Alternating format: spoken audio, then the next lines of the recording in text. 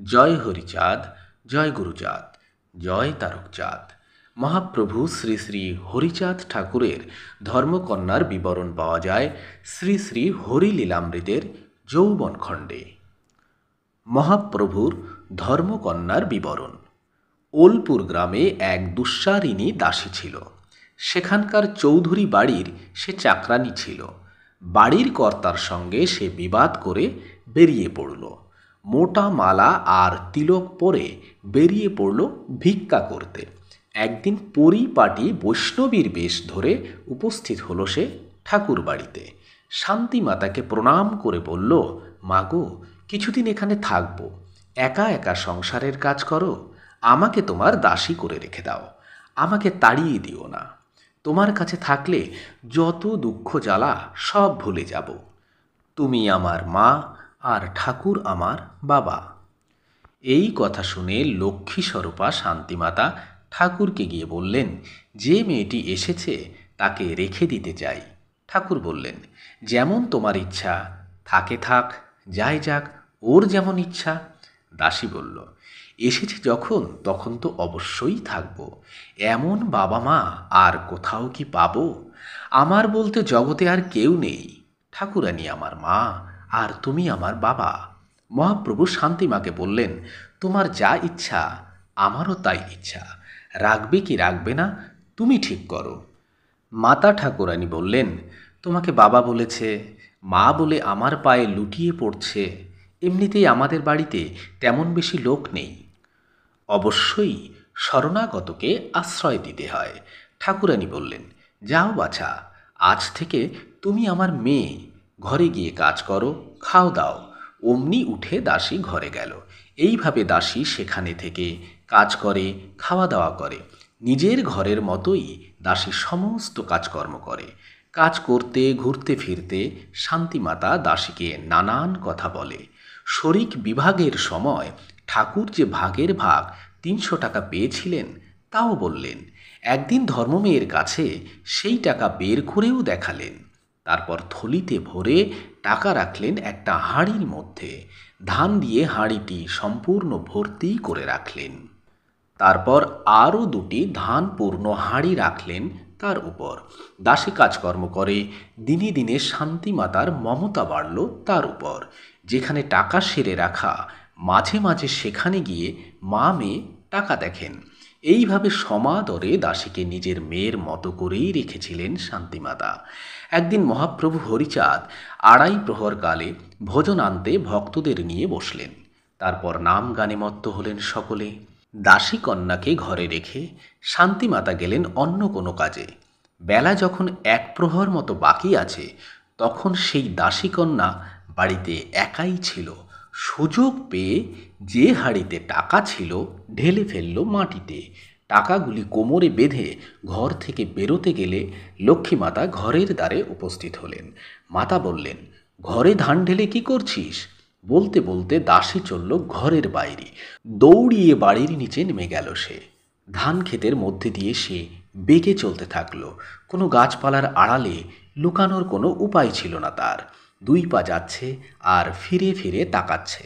শান্তিমাতা বললেন, আমার প্রতি এত মমতা করে আমাকে ফেলে তুই কোথায় যাচ্ছিস?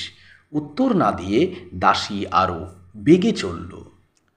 তখন মাতা ঠাকুরানী এই কথা গিয়ে জানালেন ঠাকুরের কাছে, আপনি এখানে ছিলেন আর দাসী ছিল ঘরে।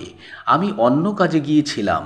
শূন্য ঘর পেয়ে চোরা মেয়ে ধানের হাঁড়ি ঢেলে টাকা নিয়ে ওই যে চলে যাচ্ছে যাচ্ছে আর ফিরে ফিরে দেখছে। এই জন্যেই ও বুঝি আমাদের বাবা মা ডেকেছিল। ভক্তদের মধ্যে কেউ বললেন, চলো চোর ধরে আনি। ঠাকুর বললেন, এমন কথা বলো না। বাবার থাকলে সেসব তো পুত্রকন্যাই পায়। ধন সম্পদ তো পুত্রকন্যাদের জন্যই। ধন ছিল, কন্যা নিয়েছে, তাতে কি ক্ষতি হয়েছে? দেখা যাক ধন ছাড়া আমাদের কী গতি হয়। নিজের কন্যা থেকে ধর্মকন্যা বড়। কন্যা যদি পিতার ধন নেয়, সেটা কি কখনো চুরি হতে পারে? ধর্ম এই কন্যাকে দিয়েছে, আর সেই কন্যা ধন নিয়েছে। ধর্মের কাছে তো কখনো অধর্ম হতে পারে না। ধর্ম যখন এ কাজ করেছে, এটা অধর্ম নয়। তাই ধর্মকন্যাকে চোর বললে আমাদের অধর্ম হবে। আগে যাকে কন্যা বলে বিশ্বাস করেছ, এখন তাকে যদি চোর বলো, তাহলে বিশ্বাস ধর্ম নষ্ট হবে। আর লক্ষ্মী দেবী তো সবসময় ধর্মের আশ্রয়েই থাকে, ধর্মকে সে অর্থ যোগায়। এই ধন তো লক্ষ্মীর কাছেই ছিল, কেন লক্ষ্মী সেই ধন তাকে দেখালো? সে টাকা নিচ্ছিল লক্ষ্মী দেখেও কেন তাকে ধরল না? আর যার মাতা পিতা লক্ষ্মী নারায়ণ, সে কেন পাবে না এইটুকু ধন? কন্যা টাকা নিয়েছে, পরে তো নেয়নি। প্রিয়ে, তোমার মনে যে ভাব, আমারও সেই ভাব। মানুষ অর্থ উপার্জন করে বসে খেতে, দেখি আমরা অর্থ ছাড়া খেতে পারি কিনা। কৃষ্ণ জীব সৃষ্টি করে খেতে দেবে না? এইটুকু অর্থ ছাড়া আমরা কি গরিব হয়ে যাব?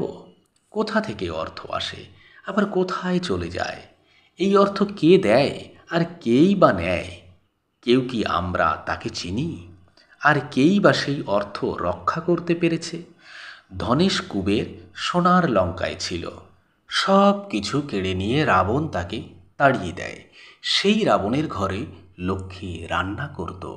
দেবরাজ ইন্দ্র ছিল রাবণের মালি, আর অশ্বরক্ষক ছিল স্বয়ং যম। বিষ্ণু অবতার ভগবান রাম ভার্যা সহ 14 বছর বনে কাটিয়েছিলেন। কার লঙ্কা কার হলো, আর কেবা সেই লঙ্কার ধন নিল? কোথায় গেল সেই ত্রিলোকজয়ী লঙ্কেশ রাবণ? রাজকন্যা, রাজপুত্রবধূ সেই সীতা, যিনি বৈকুণ্ঠ ঈশ্বরী, ভগবান শ্রী রামের বনিতা, কোথায় ছিল তার রাজ্যধন, আর কোথায় ছিল তার পতি? সারাটা জীবন তিনি তো বনবাসী হয়েই কাটালেন।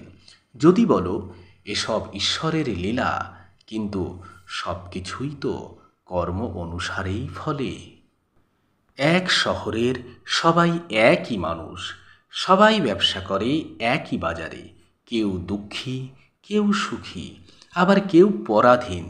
কেউ বা লক্ষপতি হয়, আবার কেউ ঋণগ্রস্ত। অর্থে কি বা স্বার্থ? শুধু অনর্থের গোল।